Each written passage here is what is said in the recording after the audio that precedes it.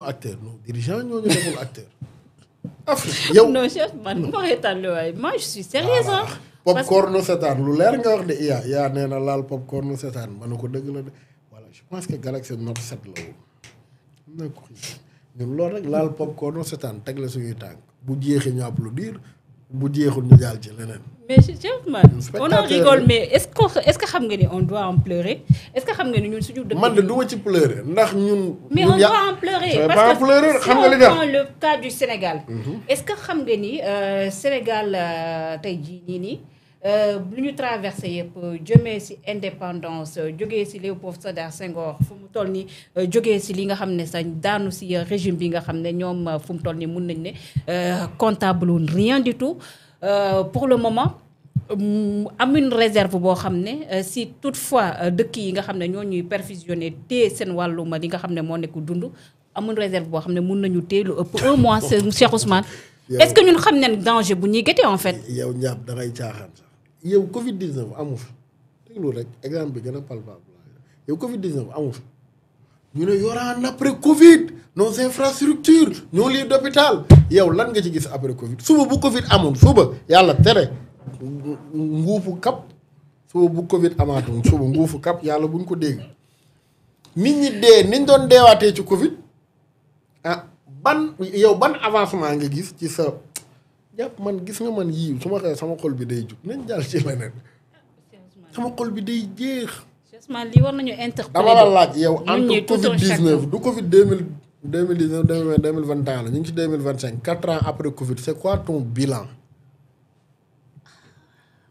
yow wax ma lan nga jàngatee yow ci Covid bi suba bu amoon ñu deewaat comment yow a yàlla tere nga naan. kon ñun daal nii rek. du léegi de peut-être. ak monde bi peut-être les Africains qui vont participer. ci àddina bi peut-être ñun ñooy jëmbat lii meññ loolu mais ñi fi romb de kenn jëmbatu ko fi wax jëyee rek les commis de l'État là kenn jëmbatu ko fi wax bay bëri rek. Une dernière question pour génn ci guerre bi finalement est-ce que conflit bi amoon na sa raison d'être finalement non, qui en sort gagnant. En tout cas Israël en est sorti affaibli xaw ma kan moo ko gagné de waaye Israël en est sorti affaibli gis nga njàpp dafa am benn citation bu Poutine bëgg di faral di wax. man dafa ma neex. muy ban. dañ koy laaj souvent naan ko la menace nucléaire pèse sur le monde. Est-ce que troisième guerre mondiale ne se fera pas avec des armes nucléaires. xam nga lu muy tontu. Je ne sais pas avec quoi wala avec quelle arme la ñuy defee troisième guerre mondiale mais xam naa ne quatrième bi moom je suis sûr et certain qu'elle se fera avec des bâtons et des pierres mu ne moom troisième guerre mondiale xamul yan arme lañ koy defee de mais wér na ko ne quatrième bi moom xeer ak bant lañ koy defee. maanaam la civilisation sera réduite à l'âge de la pierre taillée maanaam dara du fi des pour dire quoi maanaam que troisième guerre mondiale du fi ba dara daf ñuy delloo ci l'âge de la pierre taillée ay xeer ak bant la ñuy defee quatrième bi ndax li ngay gis yëpp sera rasé gis nga wax boobu ku ci dul baxel ba déclencher fi conflit boo xamul di nga mere ku la deful dara. Merci beaucoup. Israël nag. oui. fléau lañ ci àddina. en tout cas Bañes daf daan wax ni gaaf bu gis ci àddina rek ci ñoom la jógee. gaaf bu gis ci àddina ci ñoom la jógee. te ñu ngi koy woon chaque jour.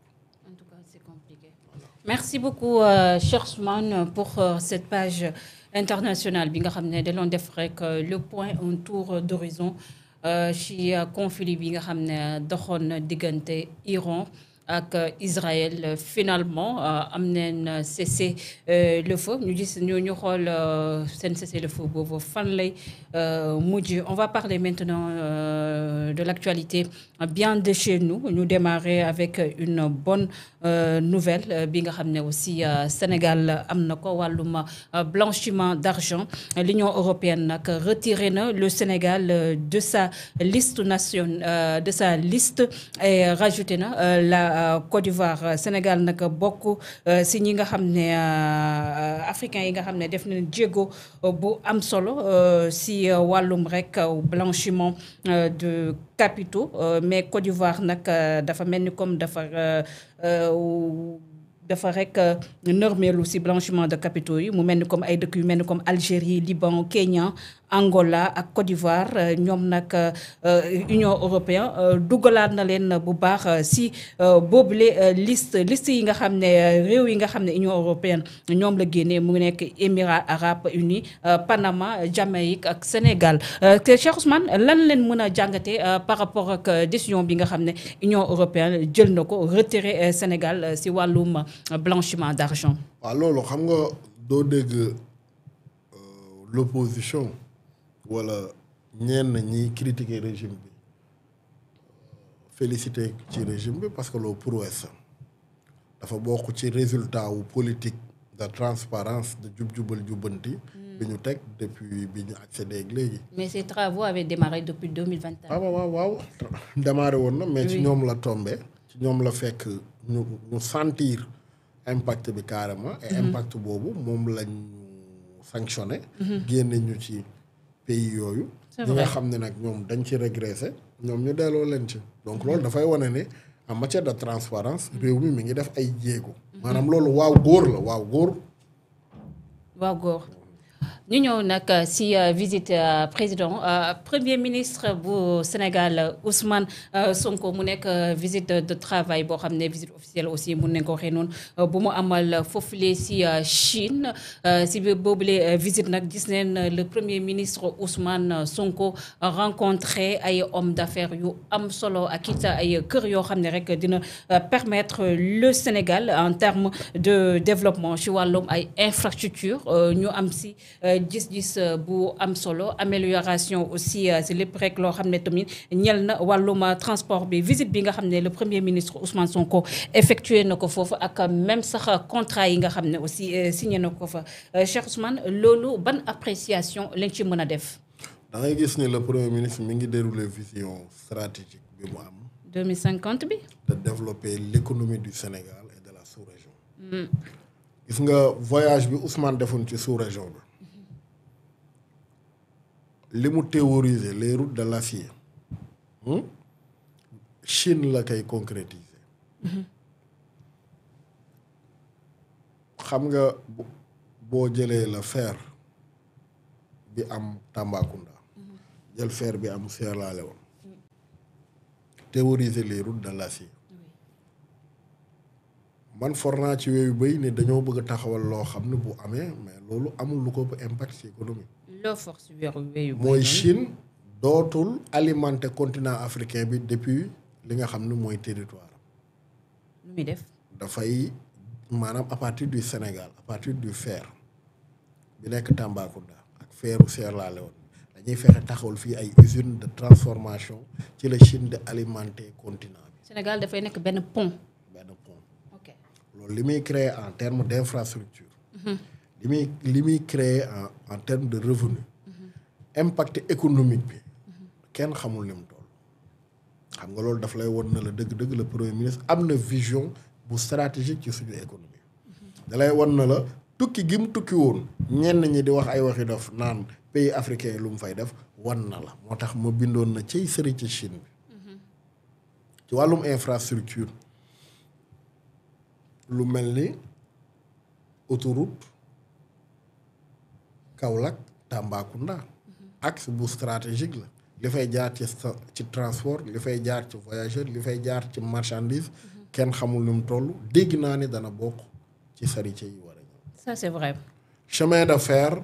Dakar Tambacounda. nga xam ne axe bu stratégique la aussi dégg naa dana ci bokk. ak des projets d'hôtellerie am na yu bëri yu ma dégg yoo xam ni dana ci bokk te lii ak waa secteur privé bi la bokkagul ak l'état central lii ñëwagul. parce que ñoom fu mu toll nii dañoo fas yéene lu ëpp si li nga xam ne moo nekk investissement yi yu état du Sénégal di def ñu délégué ko li nga xam ne moo nekk secteur privé bi. parce que le fait que l'état di financer li nga xam ne moo nekk les politiques économiques loolu dafay am ay retombées yu doy waar yu muy def si gafaga askan bi en fait extraordinaire. oui dafa am benn filiale bu ñuy wax 4C. nga xam ne chiffre de nga xam ne trois entreprises yi gën a mag ci àddina bi ci la bokk. ci chiffre d'affaires am toll ci ay nu mu tudd ay 413 milliards. am na accord yu bëri yu muy signé ak nu mu tudd l'état du Sénégal. wàllum logement am na tamit ay contrat yu ma ci fort ci yu bëri ni dana ci am donc da ngay gis ni visitu Chine bi dafay concrétiser vision bi nga xam ne le premier ministre mi ngi ko doon théoriser. am na ay déplacement yu ko initié woon tey loolu moom la nekk di concrétiser ak visitu Chine bi. comme ni ñu ko waxee le Sénégal n'attend pas la main le Sénégal tend des projets. Chine mu nekk aussi beneen ouverture bien vrai que Chine ak Sénégal ba ñu commencé di liggéey wala coopération c'est depuis 1976 71 autant pour moi mais avec l'avènement du régime Ousmane Sonko. Bassirou Diomaye merci 4C filiale bi tabax autoroute Ila Touba ci la bokk. tout à fait ñu yore tamit acier bi ci lañ bokk. tout à fait société bu mag la. tout à fait dañoo gis ne carrément am na beneen orientation en termes de partenariat bi nga xam ne aussi jël na ko tey jii la Chine lan la mën a apporter de manière vraiment plus concrète au Sénégal. xaalis expertise ñaar yëpp am na ko financement et expertise Chine am na ñaar yëpp. mais bu ñu bàyyee aussi transfert de compétences ak transfert de technologie est-ce que tey waruñoo jël aussi l'exemple de l'Éthiopie yi nga xam ne loolu si noonu la servirait pour vraiment. waaw mais bien sûr xam nga lépp loo gis nànk-nànk la. par exemple petit à petit ngay commencer da ngay am benn vision théoriser ko di ko développer di ko doxal di ko dérouler ba benn jamono nga commencer imposer leen yenn contrat yi. wala yenn exécution yi wala yenn nu mu tudd am yenn defar yi ñu commencé ko defaree sa réew. yenn collaboration yi. ok à partir de ce moment transfert de technologie am. à partir de transfert de technologie yow nga commencé made in sénégaliser ko. made in sénégaliser ko nga commencé di exporter envers li nga xam ne mooy les pays de la sous-région. donc Chine am na expertise bi Chine am na xam-xam bi savoir faire mooy expertise ba tey Chine am na financement bi. pivotement bu stratégique la mun na servir beaucoup de choses au Sénégal gëm naa ni le premier ministre ci loolu en tout cas vision bi nga xam ne moom la am ci sous-région bi mi ngi koy concrétiser fële ci Chine. mais cette vision lu koy matérialiser bokk na aussi ñu gën a ubbeeku ci wàllum jàng bi surtout filière yu bees yi wàllum technologie gën a aussi ñaaxale yu dem. xam nga Ousmane mi ngi woon capitale de l'intelligence artificielle fële ca Guangzhou. donc da ngay gis ni le ministre des télécommunications avec son New Deal mi ngi fa woon donc du ñàkk ñoom it dinañ ci tibb du ñàkk danañ inspiré wu ci ay modèles chinois yi nga xam ne ñi ngi ko teg foofu xam nga en fait Chine amul lu gën exemple de développement sur les pays du tiers-monde. 1960 moom ñu noo yemoon. amul ku ko raw comme référence pour les pays du tiers-monde en matière de développement en matière de souveraineté en matière d'autosuffisance en économie donc ñun on a beaucoup à apprendre de la Chine. ñu jeexalee